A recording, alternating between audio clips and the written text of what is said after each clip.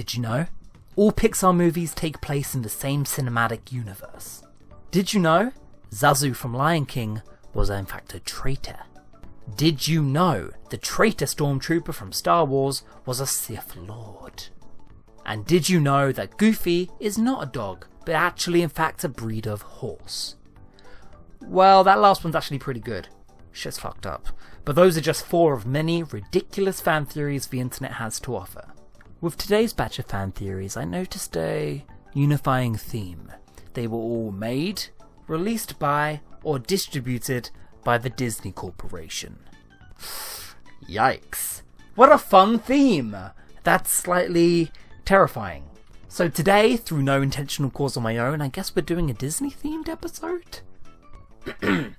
Disney's monopoly on intellectual properties threatens all creativity. Whew. Okay, sorry, got that out of my system. Theory number 1. First up, Ratatouille. By the time this video launches, I will be in France, in Sweet Paris, eating at Ratatouille the Rat's restaurant. J'adore chez le Remy. But apart from being a 5-year-long running joke for me, Ratatouille is also a pretty damn good movie. A simple tale of a rat dreaming to cook, playing with the big ones. Or is there perhaps a hidden layer underneath the surface? Reddit user Gabala3000 claims that the talking rat movie actually has a secret conspiracy. Because of course it does. Gusto was freaking sick. Remy is actually his son. Okay, big boy, how are you gonna follow that up? Oh... He followed it up. Okay, I think we seem to be misunderstanding something. Are you insinuating the human chef man impregnated a rat woman and created a half-man, half-rat? Yep, that's about some of it. Honestly, points for bravery, points for presentation. Half of this just reads like a summary of the plot of Ratatouille. The Disney Pixar rat is a product of zoophilia. You heard it here first. Ah, I see you studied at the CinemaSin School of Film, where everything has to be over-literal and metaphorical cinematic devices do not exist. I mean, something. How else do you explain that he's a different coloured rat and doesn't fit in with all the rats at home? He's smarter, which must mean he's a human-rat hybrid. Actually, I think I love this theory. It has changed my worldview. It has changed the way I watch the movie Ratatouille, which I do pretty much every other day. Pay attention to this scene. The little chef man asks Linguini, "So, do you like rats?" Why else would he ask such a pertinent question, if not for the sick pleasures of his father? Remy's dad hated humans, not because they just killed them, but because he raped his wife. Oh my god. I gotta wonder though, as perfect as this theory is, has Reddit user thought about the practicalities and the realities of fucking a goddamn animated rat? And for this reason, I can only give this theory a 4 out of 5. Better luck next time. Theory number 2. Does the villain from Up fuck dogs? I'm kidding, get this shit out of my face. Theory number 2. A. Thanos. I want to get in my final fan theories right under the bar before Endgame comes out, and they're all debunked. This is actually my theory, and it regards the big man, the big purple thick dad. I love you, Genocide Daddy. The theory goes, Thanos waited till phase 3 to make his move, because Hela, Odin, and Ego the Living Planet had all passed away in the space of months. Why did Thanos, in-universe, sit on that floating chair for so goddamn long? What was stopping him from beginning his stone hunt years ago? Well, we know that Thanos got visions. He's aware of the cosmic side of the MCU. He knows Asgard is a thing. And maybe even he did not stand a chance against Odin. Or the power of a genuine Celestial. There are many forces in the MCU who could have definitely made more than an impact in the battle against Thanos. And considering his mission is so universally damning, he would have a lot of enemies. What would Hela, Surtur, or Ego stand to gain by letting him wipe out 50% of the population? Maybe it's a coincidence, maybe it's not. The story of Infinity War really gets started because Nebula attacked Thanos and revealed the final Infinity Stone. And yeah, I like the idea that he wanted to know where they all were before making his move.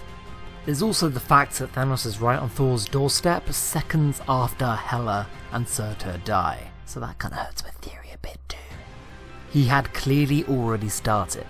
It's a cute but flawed idea, 2 out of 5. Oh hey, also, whilst I'm here, Steve Rogers sacrificed himself so that Tony can use the Soul Gem and wield the Infinity Gauntlet. Just saying. We don't trade lives. Theory number 3. Stormtroopers have terrible aim. This has been an ongoing joke since the earliest days of Star Wars fandom, but what if there was an inverse explanation for it? What if there was a good reason that the galaxy's finest, strongest army were completely fucking inept? These guys were so deadly in Revenge of the Sith, and now? Ugh. The real answer, of course, is plot armor. Luke, Leia and Han are wearing copious amounts of plot armor. But isn't the Force technically just glorified plot armor anyway? The Star Wars universe has an inverse explanation, a spiritual excuse for the heroes to never die. Those gifted in the way of the Force can have the world bend around them. Chance, certainty. There is no such thing in the Star Wars universe as the Force is protecting our young heroes. Which is terrible news for the little guys. It's simple, it speaks for itself, it's pretty goddamn contrived, but you know what, you made it the best of a bad hand. And that bad hand was a kooky sci-fi serial that was meant to be silly. It's fine, 3 out of 5. And finally, the Pixar Theory. Kind of one of the big, more notable fan theories that gained a lot of traction. I'm a big fan of John Negroni, the founder of this theory, and although I don't subscribe to it per se, it's just yet another example of somebody reworking elements and making an entirely new story out of them. It's postmodern as fuck. It's like a sample mix album, but instead you're sampling movies. I don't want to talk about that one today. Today I want to talk about the dark Pixar Theory. Oh yeah, oh, we getting edgy. We're getting shady up in here. Dim the lights. In December 2018, John Lasseter, founder of Pixar, stepped down from the company. This was in light of a number of sexual harassment charges. Those in the animation community accused him of unwanted advances, troubling behaviour, grabbing, kissing, and other activities that make you incredibly sad as a fan of his work. And when you start to realise the sheer number of these accounts, it starts to become a more ingrained issue. Has this been an issue for the company and its employees ever since day one?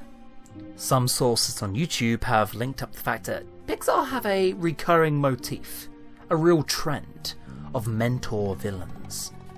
When you notice it, you can never unsee it. Lotso the Bear, Mr. Waternoose, Charles F. Muntz, Ernesto de la Cruz. There is a major pattern of lovable mentor characters who end up becoming twist villains. The idea of a hero mentor figure from your childhood who then lets you down, who isn't the person you thought they were. For this idea to come up so much across Pixar's filmography, some people have insinuated there might be a bit of a pattern, a cry for help. Realistically, we can't make assertions about the production behind these movies. None of us were there, none of us know how much input Lasseter had in the stories. It's weirdly well documented that some filmmakers make films about their wrongdoings, almost as if it were confession via cinema. But I don't know, do I? I don't work there. This topic is indeed tricky because I don't want to be the guy saying, I wish this theory were true, because then that really would be dark. At the same time, it is quite an overplayed trope. It could totally just be a coincidence. Personally, I'd say 3 times as a pattern, 4 is confirmed. I guess we'll have to just keep watching and see if a Lasseter-free Pixar keeps delivering on the same trope. And because of this theory's real-world behind-the-scenes bearing in reality, I'm not going to mark this one. Who's to say? It's still something to think about. Thank you for watching.